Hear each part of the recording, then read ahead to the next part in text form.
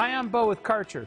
I'm here today to talk to you about how to operate and maintain your Chariot 3 CV861 vacuum. The first thing you're going to do with your Chariot 3 CV861 is unplug it from the charger. If you have the optional onboard charging system, be sure you store the cable in the correct spot. Next, make sure the brushes are free of debris and hair. Make sure the vacuum hopper tray is free of debris as well. Check the vacuum bag, and if it's full, install a new bag. When you're ready to transport the CV861 to the cleaning area, the first thing you want to do is step onto the platform and depress the operator presence switch.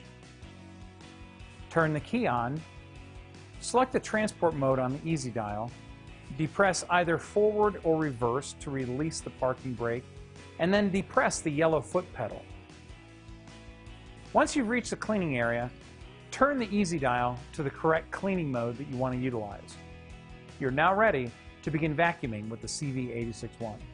When you're finished vacuuming with the CV861, you'll want to make sure that you check the bag. Replace it if it's full. Clean the brushes using a seam ripper to remove any hair. Clean the debris hopper. Finally, plug your Chariot 3 CV861 into the charger so it's ready for the next use. So there you have it. You now know how to operate and maintain your Chariot 3 CV861 vacuum. Until next time, keep it clean.